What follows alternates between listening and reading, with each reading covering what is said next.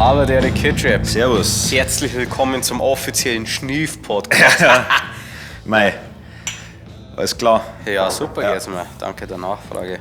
Ihr hört es wahrscheinlich eh schon, aber ich bin ein kleines bisschen krank. Macht aber nichts, weil morgen sind wir am Bierpong-Turnier bei Schönraumer. Und ich habe letztens erst mit einer guten Freundin von mir, mit der Anna, geredet. Ja. Und bei einer war es auch schon immer so, es gibt nur zwei Optionen, entweder du saufst dich gesund oder es geht dir richtig scheiße danach. Ja. Und ich sauf mich meistens gesund und so Ja. werde ich es morgen auch machen. Ich werde halt kaum zum Trinken kommen. Verzeih ich viel zu oft, aber ich habe eine richtig lange Grippephase gehabt, also zu Nasen, Ja. und es hat nichts geholfen. Und dann bin ich Reitberg gegangen, habe mich komplett behindert gesoffen und habe geschnupft wie ein Geisteskranker. Ja. Und das hat anscheinend meinen Körper so herausgefordert, dass das der andere der vergessen ganze hat. Schleim runtergegangen. Ich habe, glaube ich, am Geil. nächsten Tag im 4-Sekunden-Tag geschneit und dann war das auch durch. Ich glaube, da hat er einfach gewusst, jetzt muss er sich entscheiden, ob er mich über die Klinge springen lässt Ja. oder nicht. Und du hast gewonnen diesen Ja, Kampf. gewonnen, ja. Bier hat diesen Kampf gewonnen. Ja.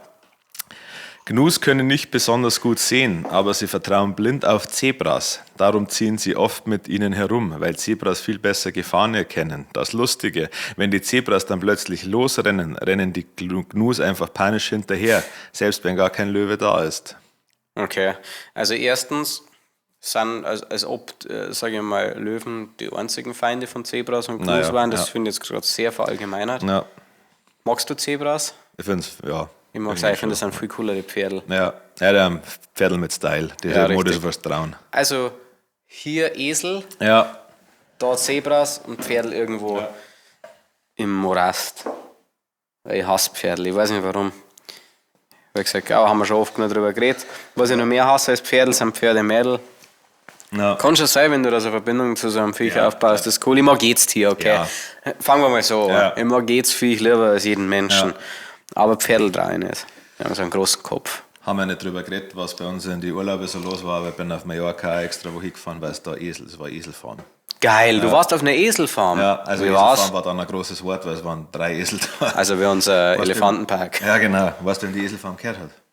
Jetzt bin ich gespannt. An Peter Maffei. Na, Ja. ja, so schließt sich der Kreis. Ja. Ja. Geil. Ja, was? Ja, war lustig. Also war voll der entspannte Ort. Eine Stunde hingefahren. Aber drei das Esel. Ziel war eher rum zum Fahren auf Ja. der Insel ein bisschen, weil das Wetter nicht so geil war. Und dann hast du so ein kleines Café gehabt, da hast du deine Zeit holen können, also eine Stunde geben wir Seife und so einen Scheißdreck. Ein paar Geschenkartikel, aber auch Kaffee. Also einen Boost Bier geben. Ja, Bier ja. hat's gegeben, ja. Schön. Und ja, dann waren halt da so 3, 4 Esel, also 3 große und ein kleiner. Und die 3 großen sind oben gestanden und der kleine war unten. Und dann haben wir gedacht, ja gut, schauen wir mal zu dem kleinen hier. Und dann ist er geschimpft worden von seiner Mama, weil er da unten steht und wieder runtergegangen sind. Und dann haben die fuck. richtig angeschrieben, haben die ganze Ding auf, ist er dann gelaufen und hat appelliert wie ein Wirklich? Ja. Ich wollte es nicht. Entschuldigung. Okay. Ja. Ja, Esel sind voll geil. Das ist ja das Ja. Großartigste am Wildpark-Pulling. Ja. Das ist ein Esel. Vor allem das sind richtige Arschlöcher. Aber irgendwie mag jeder Esel, weil die sind mit die Pferdel und die zwicken immer die Pferdel. Und deswegen kriegen immer die Esel die Äpfel. Ja. Also von dem her. Ja, Ein pro Esel. musst nur wissen. Warum sind Esel so geil? Weil es so Arschlöcher sind, oder? Ja. Kleine Arschlöcher. Ja. Es sind nicht auch stoische Tiere, einfach Ja, so. die stoisch, geben halt einfach keinen stur. Fick. Esel wollen nicht gemacht werden, glaube ich. Ich glaube, deswegen wollen wir es mengen. Stimmt, ja. so. Das stimmt, ja, das trifft es perfekt. Ja, und man, glaube ich, will ja das Das ist eigentlich ähnlich wie bei Lamas und Ja. Alpakas. Also ich finde Lamas noch mehr, Ja, aber die Katzen sind ein auch die... Ja, Katzen, ja. Aber Lamas, Alpakas und Esel versuchen es auch gar nicht, die irgendwie hinters Licht zu führen, wie so eine Katz. Eine Katz gaukelt ja vor, dass die mag. Ja. Aber ja, wissen wir alle selber. Gut, haben wir das geklärt. Ja. Mei, was ist die Woche passiert? Du bist krank. Ich bin Ein krank. bisschen krank. Aber Ja, nicht du so warst krank, oder? Du kurierst ich dich bin wieder eigentlich aus. krank heimgekommen vom JGA. Ja, genau. Und dann habe ich gedacht, das passt wieder am Wochenende dann auch richtig Halsweh gehabt. Und das hat sich dann aber, also übers Wochenende ging es dann wieder, jetzt habe ich noch ein bisschen zu den Nasen. Ah ja, Aber super. ich weiß nicht, ob das. Ja, du hast ja immer ein bisschen dazu in hinaus. Ja. Ja, ich habe noch rumgetönt, weil alle waren ja nach dem JGA krank, wirklich jeder. Ich habe gesagt, nein, ich glaube, ich bin zurzeit in einer Unverwundbarkeitsphase. Ja. Das hat mir die letzten 3 Tage so zerfickt. Ja. Richtig geil. Aber irgendwie ist mir auch wurscht. Ja, was Also was soll ich machen? schon, ja. War geil, gestern einen Tag im Bett verbracht mit Laptop. Voll gut. Ja. Kannst dir vorstellen, wie viel Wichstempos ich braucht habe. Ja. Alle. Das kann ich mir vorstellen. Ne? Dein Browserverlauf möchte ich jetzt nicht sehen. Ich habe mir extra nicht auf Inkognito gemacht, Ja, weil ich möchte mich an diesen Moment mal erinnern. Ne? Ja, schon, ja. Weil es egal, wenn jemand anders, egal welchen Buchstaben im Browserverlauf, irgendwas total scheißegal, ja. Kind, ja. Ja. Und sonst, was ist in der Woche sonst noch passiert? Lass mich mal überlegen. Ja. Wann war Junggesellenabschied? Letztes Wochenende, haben wir oder? schon drüber geredet. Ja, genau. Ja. Also was ist denn heute? Freitag. Freitag, ja. Wir haben ein bisschen war am Wochenende irgendwas? Ja, wir mal enjoyen, oder? Meine Oma war da. Ah ja, super.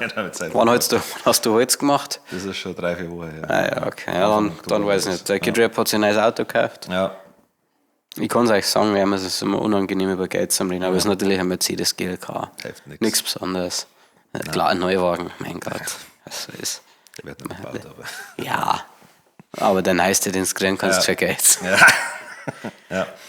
Ich habe mit Daniel einen Song rausgebracht, ist es noch passiert. Stimmt, Glückwunsch. Habe ich mir auch gehört, ich war dabei bei der Premiere. Warst du dabei? War ich dabei, 2 Minuten zu spät, aber war ich da. Schön. Ja, schöner Part, nicer Flow. Danke. Kommt da gut an? Ja, funktioniert ganz gut, ja. Ganz gut oder gut? Gut. Aktuell noch. Also ich weiß nicht, wer ich sehe die Zahlen nicht, was Daniel hochgeladen hat. Ich schaue mal, was bei YouTube steht. Na. Interessiert. Wie heißt du da? Kid Rap, oder? Schieß dir ab. Anschabalala. Ich schieß ja, das ab. ist eigentlich spannend. Alter, 4600 Aufrufe. Ja. Richtig solide nach 15 Stunden. Ja. Nice. Ja, wir haben das eigentlich passiert am Morgen dann. Ja. Im Bierpong. Beziehungsweise gestern. Wie gesagt, haben festgestellt, dass wir was heißt festgestellt, wir wussten, wir sind mittelmäßig gute Bierpong-Spieler. Ja.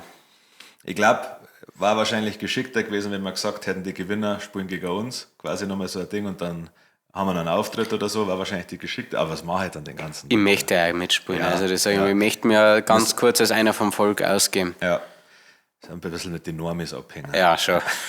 Ja, es ist so. Ja, mit Zivilisten. Ne? Das ist auch mal schön, dann merkst du wieder, wo du herkommst und auch denen eine Sorgen und Probleme mal zum Hören, das ist auch angenehm. Die Leute sagen dann, dass wir verletzlich sind. Ja. Wir sind keine Götter, nicht in der Form zumindest. Nein. Also klar, wir sind für viele von euch wahrscheinlich sowas wie Vorbilder, Inspirationen, Musen. Und an einem Punkt, den viele von euch natürlich niemals erreichen werden. Ja. Aber es ist Hard Work, Ja. Das ist Dedication. Ja. Und halt auch ein enormes Maß an Talent, das wir da mitgekriegt haben von zu Hause. Das ist ja, das kriegt man geschenkt, aber das andere haben wir uns erarbeitet. Ja. Und deswegen dürfen wir jetzt umsonst bei diesem Bierpong-Turnier teilnehmen. Für euch kostet es nämlich 40 Euro pro Team. Wir sind for free da. Okay? Könnt ihr euch das vorstellen? 8 Getränke, ihr so, 40 Euro und wir so, nada. Niente. Nix. Gratis. Das bedeutet 4 Spiele Minimum. Ja. Also wenn das aber, was mache ich, also pass auf. Das sind ja, aber jetzt muss ich trotzdem nochmal nachfragen.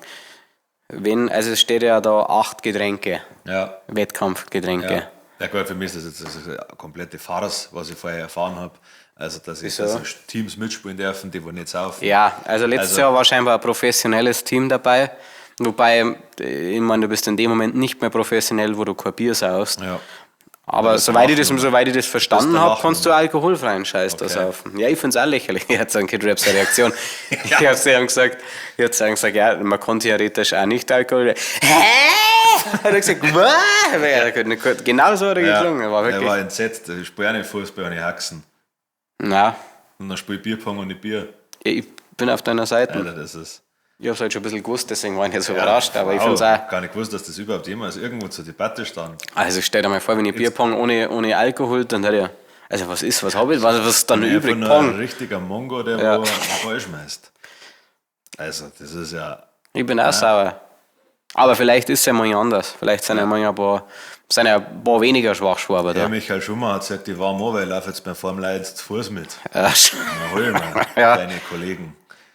ja, eigentlich ist ja das Schlimme, es ist ja in der Theorie ein Vorteil. Ja, Das ist wie wenn ja du unfair, meinst, ne? wie heißt dann der, sag gleich, Ja, der Einäugige ist unter die Blinden der König. wie heißt der Radlfahrer? Hey Juscha und Bolt. Ja, das ist der auf 100, ja, ich weiß schon, auf 100 Meter fahre ich mit dem Formel 1 fahren. Schon, ja. Schauen wir mal. Ja, ich glaube, bei mir ist so am Anfang sehr, sehr mittelmäßig. Dann glaube ich so 4, 5 Bier werde ich ein bisschen besser und dann fällt aber die Leistung natürlich wieder mit zunehmendem Pegel, glaube ich. Lass uns mal kurz über unsere Taktik morgen sprechen. Ja. Also erstens muss ich dazu sagen, ich habe eine neue Wurftechnik, oder Wurftechnik ist falsch, eine neue Armschwingtechnik, die in den ersten 2 Spielen halt richtig gut funktioniert hat. Ja. Im letzten Spiel hat es halt K-Rap regeln müssen für uns dann. Also da gehe ich mit einem guten Gefühl mal rein, muss ich sagen. Ich bin auch top vorbereitet. Ja.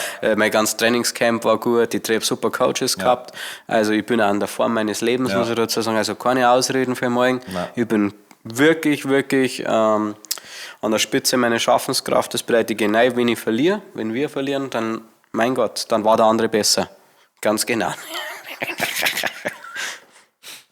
Ja, es ist so. Du, ab und zu steckst du nicht drin. Im Endeffekt sind wir alle Menschen. Wir gehen alle aus selber Scheiß aus dann an dem Tag. Ich hoffe nicht. Ja, und der Beste ist ein Gewinner. Das ist die Devise. Hauptsache, wir haben alle einen Spaß. Was macht jetzt Schönraumer, wenn wir jetzt... glaubst du eigentlich, dass wir es schaffen, dass alle Schönraumer Schönraumer nennen? Nachdem wir das ja relativ... Also ich ziehe es relativ strikt durch. Ja, im Schönraumer. Ja, das ist jetzt Schönraumer, sage ich nicht Schönraumer. Ja. Ich hoffe, dass wir nur Einfluss haben, dass wir das kaputt machen. Meine Überlegung war, ob wir auf der Hinfahrt wie und je auch schon 2 saufen sollen oder ob wir uns aufgehalten sollen, weil wir ja den ganzen Tag nichts anderes machen als Trinkspiele spielen. Ja, aber es darf sich jetzt sehr falsch auf keine auf dem Hinweg zum Saufen. Wir kommen ja schon ein bisschen eher und dann werden wir mit die Leute nicht zwicken, vermute ich mal. Dann saufen wir auf der Hinfahrt noch eine. Ja. Okay, das ist gut. Ja, das finde ich gut. Das ist, glaube ich, gut. Ja. Aber ich freue mich auf morgen. Ja, also insgesamt unsere Taktik wird sein, wir werden in das Bierpong-Turnier starten wir Wikinger. Also wir erwarten besoffen zu werden, wir die Wikinger erwarten zum Sterben und wir kommen halt nach Bierhaller, wenn wir jedes Mal, wenn der andere trifft, ist für uns ein Segen, ist für uns was Positives. Genau. Weil wir wollen nicht besoffen werden und nicht Bierpong spielen. Klar, wenn andere das was anderes sagen. Okay. Also haben wir auch schon oft genug darüber geredet, Bierpong, jedes Trinkspiel, das nicht Sinn und Zweck hat, dass du, also pass auf, es muss doch so ablaufen, dass ich trinke, wenn ich was richtig mache. Ja. Genau. Und nicht der andere macht was und ich muss trinken, nein, bitte nicht. Ja. Wofür mache ich denn das? Das ist ja, dann kann ich, oder sind, aber okay, pass auf. Trinkspiele sind eigentlich für Frauen entwickelt worden. Wir Männer haben ja noch nie das Problem gehabt, dass wir besoffen werden. Trinkspiele sind in erster Linie für die Schwachschwaber und für die Frauen entwickelt worden, die man abfüllen wollte. Ja, wahrscheinlich. Wir sagen, ich mag halt nicht trinken. Du hast Lust, sind wir eine Runde trinkt. Sag ich, mir wurscht, die hat in der Cola Lighter Rufi rein. Das ist mir scheißegal, ja. Sag ich, aber du fährst mich trotzdem heim. Ja, schon. Sag, jetzt müssen wir uns schicken, weil in 20 Minuten knallt das Teil. Ja, also lass uns in 10 Minuten losfahren, dann sind wir kurz vor deiner Haustür. Kein Geld mehr fürs Taxi, weil es für Roofies ausgegangen. Und ungefähr 90% der Frauen hier haben jetzt gerade einen drin von mir. Ich weiß nicht mehr, wo ich sie überall und dann fällt ich selber weg. Ja. Weil ich einfach konsumieren wollte. Ja. Jetzt habe ich wieder Drogen für alle gekauft, aber leider wieder alle selber genommen. Naja. Es ist, wie es ist. Ja, das ist meine Taktik für morgen ist zu rasieren. Ja, wie gesagt, es gibt nur das Treppchen für mich, alles andere war eine Blamage. Ja. Aber machen wir wenig Gedanken. Ja. Mark my words. Aber man muss schon sagen, also wie gesagt, jetzt ist jetzt peinlich, weil wir wissen ja dann, wenn der Podcast rauskommt, wissen ja alle, wie schlecht wir waren. Ja. Wir haben als Team beim Saufen, wenn wir unterwegs waren, eigentlich immer ziemlich gut rasiert. Ja, aber da hat man auch gegen, also ich konnte das Turnier gar nicht einschätzen. Wir haben gegen Normis gespielt, klar. Also ich weiß nicht, ob da manche kommen, die das halt echt professionell machen, die halt dann gleich... Ich glaube schon, da gibt es wieder so ein paar... Du musst dir mal vorstellen, das Bierpong, das ist ja das Spiel der Jugend, sage ich mal. Klar, wir haben das damals schon gespielt, aber bei uns war es immer mehr Bingen, also bei mir immer mehr Flanken. Ja. Und Bierpong, das spielen ja die ganze Zeit. Wie gesagt, wir haben es noch beieinander geguckt, haben geratscht. Ja, wir haben uns geratscht, so Sachen gemacht, politisiert. Ja. Und hier muss halt immer nur auf Gewalt, das finde ich so schade. Auf Gewalt besoffen werden, das ist das Schade. Darum geht es eigentlich nicht.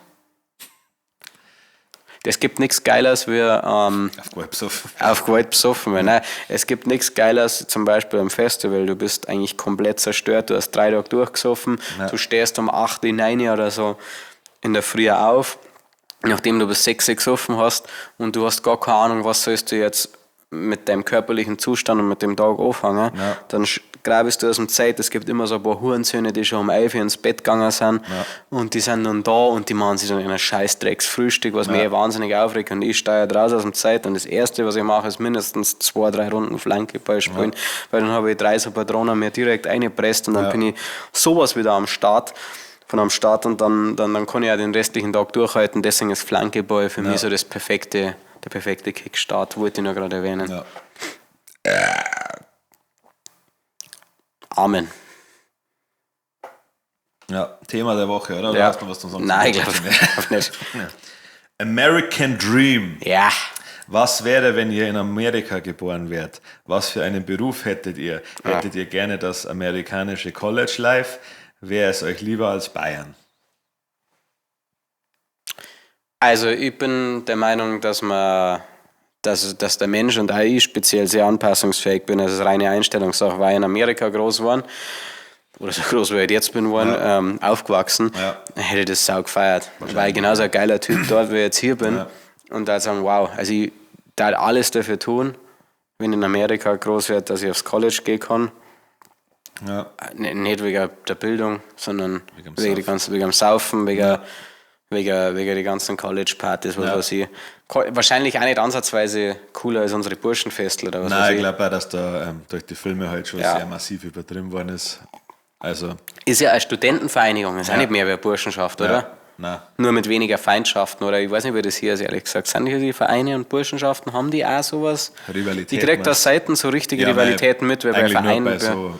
Ich glaube, man unterstützt sich gegenseitig als Burschenverein, weil die fahren ja zu einem Festel und so, überall was los ist. Ich glaube, das Einzige, wo es halt dann Beef gibt, ist halt beim Maibaum-Zeit. Ja, klar, aber das ist oder beim Tauziehen, bei den Disziplinen.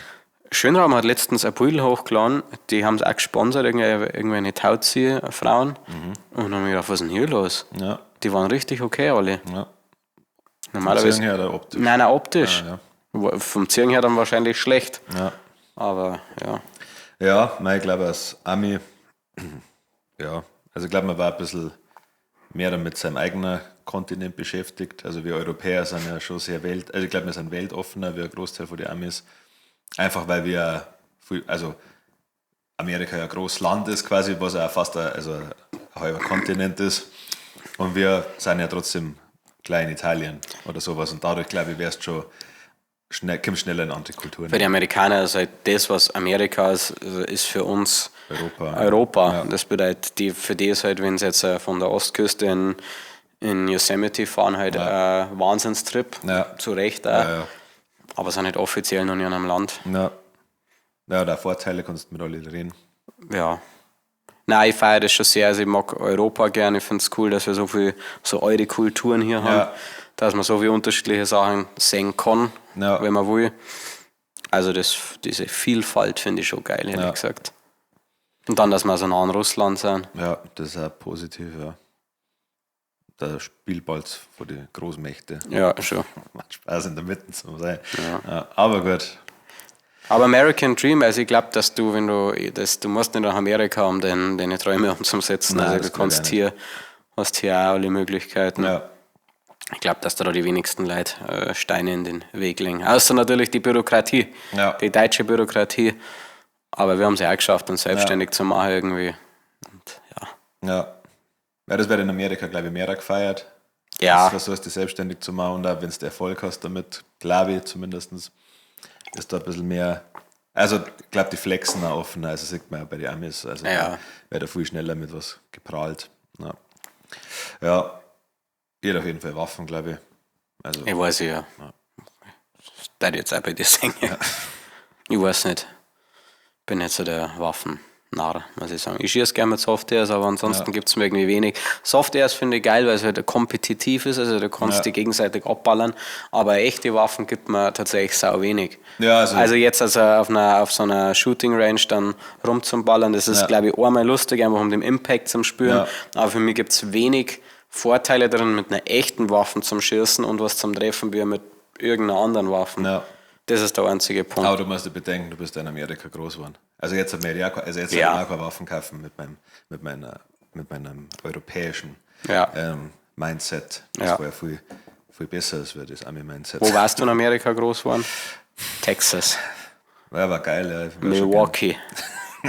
Ja, Colorado oder so war geil. Also ich hätte schon gern, also ich mag die Berge-Ding, das mag ich schon gern, aber bei meinem Glück wahrscheinlich Florida. Ja. Ein richtiger Hillbilly war. Ja, das war. Wir müssen auf jeden Fall noch auf so einem Mud-Festival. Also ich kann erst sterben, wenn wir auf so einem Mud-Festival waren. Ja. Ich glaube, das wäre der totale Abfuck da, weil wir können ja null teilhaben an dem Ganzen. Ja, aber also untertags machen die auch nichts anderes, wenn wir am Campingplatz hocken und saufen. Das kriegen wir hin. Ja. Aber die sind alle so hässlich. Ja, September ist wieder nächstes Jahr. Also das ist in Texas, das große. Da wo wir hin wollten. Ja, also Rednecks with Paychecks. Ja. Ja, dann. Nein, das ist nicht das, wo wir ursprünglich... Achso, wo wollten wir hin? Auf dem Mudpark. Ein Mudpark, ja. No. Das ist jetzt auch erst 5 Jahre her. 5 Jahre her. Ja, hören wir noch. Nächstes Jahr vielleicht. Ja. Was für einen Beruf hättest du als Ami? Ich schätze, da in einer Burgerketten arbeiten. Ja, wahrscheinlich, ja. Das ist relativ erfolglos. Ich weiß ja, mürrisch. Ja. Oder in einer Rollschuhbahn. Ja. Ich glaube, ich darf an einer Autovermietung am Flughafen arbeiten. Mhm. Ja, das war auch gut, ja. Aber vielleicht war ja so Security-Personal am Flughafen. Ja, stimmt. Ja. Und jetzt mal dann, obwohl es fix so ausgemacht ist, da die immer sagen, wir haben sie eine Fahrzeugklasse hochgebucht. Ja. Yeah, that's the car I booked now. Extra. You're welcome. Ja, was ich auch ganz gerne hätte, war eine Autowaschanlage. Ich glaube, dass ich da auch ziemlich brillieren könnte. Ja, vielleicht war mein Musiker geworden. Ich schätze schon, ja. Oder Skateboarder. Ja, Skateboarder. Also du BMXler. Ja. Schätze ich mal. Ja. Weil da hast du ja früh schon die richtigen, sage ich mal, die Wegsteine gesetzt. Ja. Aber ich glaube, also in Amerika war ich noch viel fetter. Weil, also man muss ja schon sagen, in Deutschland oder in Europa hast du schon die Möglichkeit, auch günstig, gesund zum Essen, was ja in Amerika wirklich ein Preisproblem ist, wenn du dann so Gemüse kaufen musst oder sowas. Weil ich glaube, dass so durch die Gegend rollen. Ich glaube auch, dass, oder wir werden so hardcore-ripped. Ja, stimmt. Wir werden so am Venice Beach die ganze Zeit am Pumpen. Ja, kommt wahrscheinlich auch davon, wo du geboren wärst. Also wenn du natürlich in Cali irgendwo bist, wo der Körperkult ein bisschen größer ist, wie jetzt halt in Milwaukee. Ja. Ich glaube, dass ich Basketball spielen darf. Ja. Nicht professionell, aber ziemlich gut. Ja, also Streetball halt. Ja, und sie darf mit dem Professor nicht. Ja. Aber es ist nur eine Vermutung. Ja. Kann auch sein, dass wir nicht den Professor nennen. Also ich glaube insgesamt dieses College Life, also ich glaube, dass wenn man in Deutschland studiert, dass das kannst du ein ähnliches Leben haben. Nur, also wie gesagt, wir waren ja einmal auf dem Spring Break und da haben die auch, also alles relativ Schwachschwabe. Also ja, die Amis können ja gar nicht saufen und das regt mich sowieso auch so brutal auf. Haben eine komplette, also ein Boot war voll mit Alkohol. Ja. Komplett. Haben sie nicht gesoffen. Also wir sind gekommen, das war alles fast nur so wie vorher. Nur dass wir das Bier, das wir selber mitgebracht haben, halt vernichtet haben. Ja, also allein schon die Tatsache, dass ich da erst ab 21 gesaufen kann, da war meine beste Zeit schon vorbei. Ja. Mit 21. Also das finde ich eine absolute Frechheit. Ja, schon. Das sind ja die meisten bei uns schon sechsfach Kinderbesitz. Ja. Kinderhalter. Kinderhaltende. Ja. Menschen, Ja, also ich möchte nicht tauschen. Also für mich gibt es tatsächlich keinen geileren Ort als Bayern, wo ich wohnen möchte. Wenn dann halt einmal für eine gewisse Zeit. Ich darf tatsächlich auch gerne, also jetzt nicht mehr, aber ich hätte schon gern mal so 1-2 Jahre in Minga, das würde mich auch mal interessieren, oder in irgendeiner Großstadt, wahrscheinlich sogar auch Berlin, einfach mal, aber nicht einmal, weil ich es geil finde, sondern einfach nur als Recherchezwecken. Das ist, also, aber da gibt es aber, das muss ich sagen, da gibt es wenig Orte, wo ich nicht sagen darf, da kannst du mir vorstellen, mal 1-2 Jahre zum Leben. Weil ich glaube, da kannst du schon hardcore viel mitnehmen. Ja. In Berlin zum Beispiel, wenn man Heroinspritzen in den Schwanz steckt. Ja, schon, ja. So eine Sachen. Oder mir sehr, sehr scheiße anzieht. Ja. Also ich bin auf einem guten Weg. Ja, gerade in Berlin, also wir glaube ich, waren auf jeden Fall relativ schnell styletechnisch in so einem Kink drin, also so, keine Ahnung, so eine Kinky-Party. Lederzeichen, nur Schwärzer und dann auch so ein kleiner Lidstrich. Ja, oh ja, Alter, ist ich voll bei dir. Ja, sollen wir mal ins Berghain oder ins KitKat einmarschieren. Aber halt mit Lederhosen, mit unseren Lederhosen. Machen wir Gästeliste, klar, du kennst Lederhosen und so ein Netzhemd, das können wir doch rein. Ja, musst. Also da mich echt wundern. Aber im Sommer ist es so kalt. Ja, Dann kriege ich wunde Nippel. das mag ich überhaupt gar nicht. Das habe ich so dick. Ja. War Ja, das war's. das war das Thema der Woche, ja. Super, ja, gibt es ja nicht mehr dazu zum sagen. Scheiß Amerika. Wahrscheinlich wollte die Redakteurin drauf anspielen, weil wir unseren Bavarian Pie Ja, Tour starten. schon, ja. Denke ich mal. Ja, und da kommen wir ja schon zu den Los Brutalos Favorites, US-Teenie-Filme. American Pie, American Pie ganz vorne, ja. Party Animals, Ja, ganz ein starker Film. ja, das ist der, wo der Hund. Ja, die genau, Eier- ja. Geil. Wo ist die Extrasoße? Ich weiß nicht, ob es so sehr als US-Teenie-Film gut, aber ich habe Oldschool auch mega gefunden. Oldschool, großartig, ja. Das mit dem Blue, oder? Ja, genau, ja. Das ist einer von meinen Favorites auch. Superbad. Superbad, stimmt. Superbad. Genial. Mich wundert es gerade, dass mir so viel einfällt. Ja, Harold und Kumar. Aber auch seines College? Nein, ich glaube nicht, oder? Camp Rock. Nein, das habe ich nicht gemeint. Ich meine, ich habe sie gebürstet. New Kid. Nein, nicht New Guy. New Guy. Ja, New Den Guy. kennt, glaube ich, niemand. Den kennt niemand. Der ist so scheiße, Ja. dass er schon wieder geil ist. Ja. Ich hab deine Mutter gebürst. Ja, der ist richtig, richtig gut, ja. Kann man jetzt eigentlich Blue Mountain State irgendwo streamen? Hast das du schon jetzt gesehen inzwischen? Nein. Ja, Nicht. Wir haben noch mal 2 Folgen angeschaut. ich glaube bei... Und ich war relativ. das war auch mir vor... Wahrscheinlich auch auf irgendwie... Check's noch. Ach, ein Ding hätten wir es schauen können. Das eine, wo wir dann Hausmeister Krause geschaut haben. Ja. Aber... Paid. Also bezahlt. Ja, mir war es wert, vor allem jetzt als Vorbereitung. Jetzt müssen wir langsam an der Bühne schauen vielleicht. Ja, wird Zeit. Nächste Woche bin ich wieder voll da. Ja. Dann machen wir eine kleine Intensivplanung, Montag oder Dienstag. Ja, Machen wir Dienstag. passt, ja, das waren unsere Filme. Oder fällt dir noch ein? Nein, das waren so die besten. Ja, diese ganzen Liebesdinge finde ich kacke. Wo irgend so eine Schlampe von der Treppe runterkommt und nicht mehr ausschaut wie ein Mülleimer. Plötzlich Prinzessin. 30 über Nacht. Keine Ahnung. Freaky Friday war doch sehr gut, ja. Ja, okay. 5 Entweder-oder-Fragen. Gold oder Silber? Gold. Gold, ja. Zum Investieren Gold, so einfach Schmuck ist bei mir eher Silber. Ja. Oder Weißgold. Ja. Platin. Was ist etwas Banales, was euch sofort auf 180 bringt? Das ist ja wahnsinnig entweder oder. 5 Fragen, okay. Ja. Okay. Also bei mir sind es, wenn technische Sachen nicht funktionieren, die wo eigentlich funktionieren sollten. Also wo es jetzt, ich meine jetzt nicht so, ich baue meine Lego-Technik auf und die funktioniert nicht, weil ich vielleicht was falsch zusammengebaut habe, sondern der Drucker geht nicht. Ja. Das ist sowas, wo ich sehr, sehr schnell extrem wieder werde. Ja. Also ich werde sehr schnell wieder, wenn ich was nicht aufkriege. Ja. Das sind so Aufreißverpackungen, die eigentlich immer auf die gleiche Art und Weise aufgehen, aber das geht nicht auf. Wenn ich irgendwo ganz knapp nicht hinkomme, weil ich ja kurze Arme habe und dann aufstehen muss. Angekuppt werden. Autofahren allgemein. Autofahren, ja, werde schnell zintig. Aber es ist jetzt, ja. Wenn Ampelregierung. Ampelregierung, ja. Eine schlechte Marderhaltung. Ja, Das habe ich dick. Oder wenn ich im Backstage-Bereich kein Bier mehr habe. ja.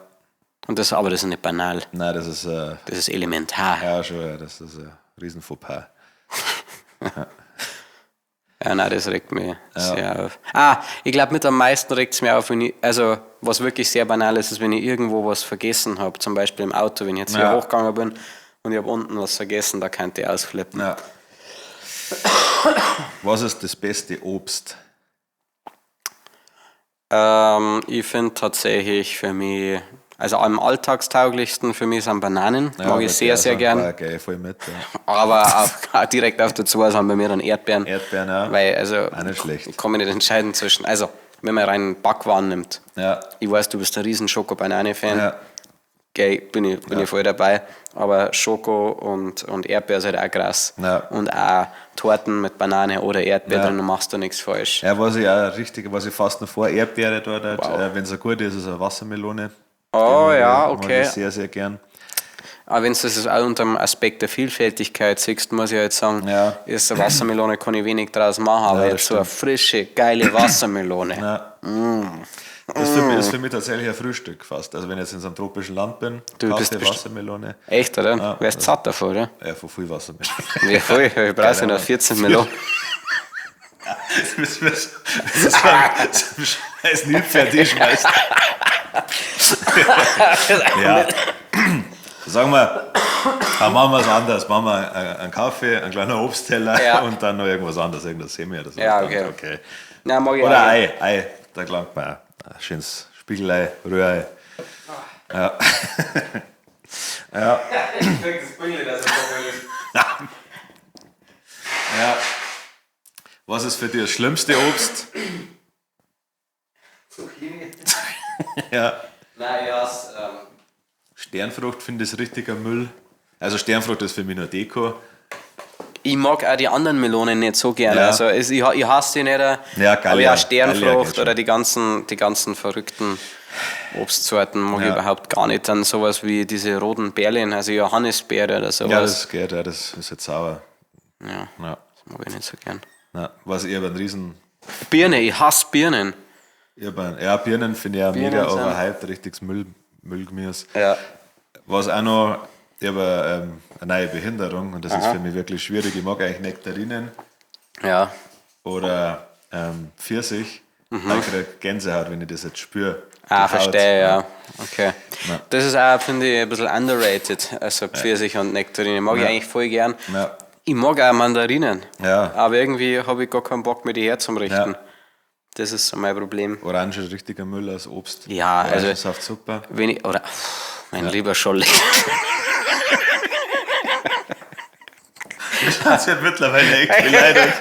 Aber Orange, ich glaube, dass ich das ganze weiße Zeug weg habe. Und dann, Ja, da ich mag gern, also bei Mandarine ist halt genau Ja. die richtige Größe, dass man auf einmal ins Maul schiebt, so ein Schnipsi. Ja. Aber auch Orange, das ist mir einfach zu viel. Musst du nochmal verbessern. Eine Erdbeere ist eine Nuss. Das kommt. Weiß ich. Das zählt's nicht. Das stimmt, ja. Lychees. Richtige Scheiße. Ah, okay, jetzt wollte ich gerade schauen, was hinführt. Na, erstens schmeckt das ein bisschen wie Seife. Für mich. Ja, ich esse nie Litschis. Ab dieses viel zu viel Arbeit für das, was ich dann damit kriege. So ein großer Kern, so wenig, ich glaube, so geht es einfach, wenn es meine Hosen runterziehen. Nur Was das ist, nichts riesig. was ist deine Meinung? Und jetzt möchte ich schauen, was du reagierst. Weil das interessiert mich tatsächlich. Kiwi. Ja, ich is, aber das man nicht kaufen. Also Es wenn gibt man- Golden Kiwis, die sind sauteuer, aber die sind der Wahnsinn. Okay. Also, Ja. Leffest du die oder schälst du die? ich lebe die. Ja, da die auch machen. Bist schneller. Ja. So, auf alle Fälle Löffel. Ne? Was ist die beste Castingshow? Die beste Castingshow Ja. mit Abstand, glaube ich, Voice of Germany, Okay. falls das als Castingshow zählt. Also Ja, ich liebe mir Voice hat, of Germany. Fakt ist, Netflix-Rap-Ding hat mir besser gefallen, weil mir einfach Rap mehr interessiert. Ja, Aber ich bin klar. insgesamt nicht so der Castingshow-Fan. Ich schaue mal bei DSDS immer am Anfang die Behinderten. Ja, Nein, das- auch nicht einmal mehr das. Nein. Also ich mag an Voice of Germany, dass es tatsächlich, es hat ja angefangen, damals war Mobbing ja noch cool und lustig. Da war DSDS und der ganze Scheiß. Aber Voice of Germany ist so positiv, das mag ich jetzt Abwechslung mal. Also sogar die Leute, die Scheiße singen, und da gibt es ja echt wenig, werden sehr respektvoll behandelt. Und ich finde im Musikbereich. Und es wird ja auch gut aussortiert vorher. Es werden halt nicht extra Leute Nein, es dabei wird gewählt, die keiner scheiße geholt, sind. Es der ist, zur Lachnummer gemacht wird. ja, also Voice of Germany schaue ich richtig, richtig gern. Ja. Über welche Kleinigkeit freust du dich unverhältnismäßig? Also ich freue mich immer, wenn ich Tiere sehe. Irgendwo. Ja, Jedes stimmt. Mal. Ja, also ich glaube Tiere, also ich meine, es ist nicht so, dass ich noch nie in meinem Leben eine Orchkatzel gesehen habe, Ja. aber ich sehe ganz und sage, ja. Oder wenn ich im Auto hocke und da ist ein Reh. Ja. Das ist ein Reh. Ja. Und das ganze Auto. Ja, nein, das ist Ja. was, glaube ich. Ich freue mich unverhältnismäßig, wenn solche Dinge wie letztens, die da nicht geglückt sind, wenn du von irgendwas zurückfährst Ja, und du willst vom Mozart eigentlich Bienenstich mit Ja. dem, sowas. Ja, ja. Aber ich bringe auch gerne andere Leute Sachen mit. ja. Ja, sowas. Der Sturz der Ampelregierung. Das stürzt die Ampelregierung, ja. Oder wenn man jemand sagt, ja, du bist ja im echten Leben viel größer. Ja. Sonst, ne. Ja, aber manche Filme oder so Announcements freue ich mich schon auch. Oder wenn Serien weitergehen. Ich glaube, das ist auch was, wenn ich was gern geschaut habe und jetzt halt erfahren habe, keine Ahnung, Peaky Blinders bringt das. 2 neue Staffeln. Ja. Und der Film kommt da irgendwann Okay, einmal. wenn da jetzt heißt, das kommt nächste Woche raus, wenn die erfahren das Ja. heute, die mich freuen. Ja, das sonst. Ja. Und jeden Tag, wo ich aufwache. Ja, also Geschenk. Ah, das ist keine Kleinigkeit. Das ist gar kein Gleich. Ich glaube, da muss irgendjemand da oben hat was vor mit uns, weil sonst Ja. kann es uns nicht mehr geben. Nein. Garantiert Ich nicht. glaube, da oben ist so ein Schutzengel und der muss die ganze Zeit auf dem Laufbahn laufen. Und der Ja, und ich gesagt, irgendwas hat, der hat so, ja. Und die sagen, hör auf, das ist deine. Ja, auf zu laufen. Ich möchte schauen, was weitergeht. Das kann doch nicht einer ernst sein. Ja, Ja. das ist, ich meine, man gibt denen immer richtig viele gute Möglichkeiten, sie machen immer das Wir Falsche. machen, Sie machen immer das Falsche. Hey, ihr könnt ein bisschen singen, ihr könnt ein bisschen Musik machen, und ihr macht nur was über Saufen. Ja. Ja gut, und was passiert, wenn wir mal nichts über Saufen machen, wie bei der Puderosa Ranch? Ah, was ist, dann interessiert es keinen Schwanz, ihr Arschlöcher. Aber schon, das meine ich natürlich auch nicht übersaufen. Nicht direkt. Ja, aber das ist halt Banger. once in a million. Ja. So, Fan der Woche.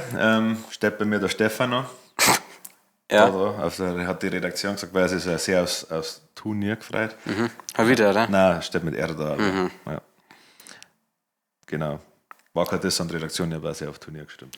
Ich glaube, dass das der Stefano morgen richtig rockt. Ja. Und ich freue mich auch drauf, mit dem Stefano Ja. zum Spielen. Ja, also ich glaube, der Stefano Ich und freue der mich Harry, drauf, mit 5 Kutten da. Ja, ist, glaube ich, eine lustige Veranstaltung. Also, glaube ich, ein guter Spieler, weil er auch sehr Ja. ruhig ist. Ja, gute Dinge. Sollen wir morgen mit keinem reden? Also sprich einfach hingehen und kein Wort sagen zu denen. Also so null Fankontakt oder Ja. Menschenkontakt, sondern einfach spielen. Ja. Und wenn wir dann Dritter waren, sind Das gerne. war lustig, wenn man Securities mitgenommen hätte. Ah ja, sowas. Ja, ich hätte ja allgemein gerne einen riesen Einmarsch gehabt, aber wir denken halt an sowas immer viel Spaß. Ja. Vielleicht musst du mir beim Secret-Tipp helfen, weil ich kenne das nicht. Warum bist du nicht da von Thomas Sheeran? Was? Hä? Keine Ahnung. Wer ist Thomas Sheeran?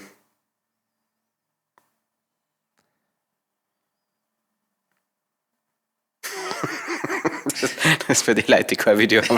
Wir schauen der grad. Podcast geht schon noch weiter. Warum bist du nicht da? Ich habe mich verdruckt. Ah, Scheiße. ich krieg's nicht. Ja, egal. Nicht. Ja, aber so steht, haben wir schon gesagt, Bierpong-Turnier oder für manche ein Pong-Turnier. Anscheinend. Ist irgendwas klingelt schon, aber. Hä? Ich check's gar nicht. Ist das ein Film oder so? Ach so! Meint, ist das der Song vom Tom, der neue? Von unserem Tom. Wer heißt der? Ach so, warum bist du nicht da? Weißt du? Ich glaube schon, oder? Warte. Ach so, weißt du, das ist ein Witz, dass Ja, wahrscheinlich, das Tom. viel zu lang dauert. Ja, aber er hat mir, der Thomas Sheeran, der Tom Euder folgt mir jetzt und der Song heißt Warum bist du nicht da von Machine Gun Tom. Ah, okay. Nennt er sie Thomas Sheeran nicht, oder? Ich glaube nicht, ich War aber cool. glaube. Ja, genau, Herz neu. Ja, Ist auf alle Plattformen lese ich gerade und ich bin der Erste, der sich auf Bodel geliked hat. Mei. Vielleicht magst du auch noch nachzählen. Ja, wer heißt der? Tom_Euder. Das ist nämlich jetzt Azubi Tom sein Solo-Projekt. Ja. Oder wie sie nennen, sein Suno-Projekt. Ja.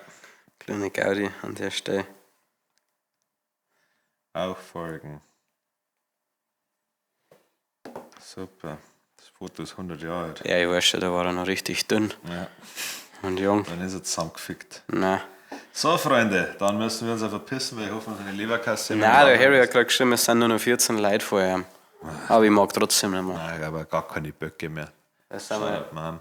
sind wir ich glaube 40 Minuten. War uns eine Freude, wir werden auch nächste Woche darüber berichten, ob wir Erster oder Zweiter.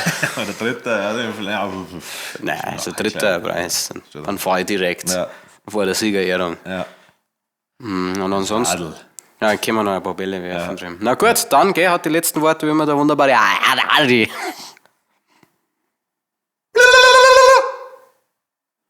Danke.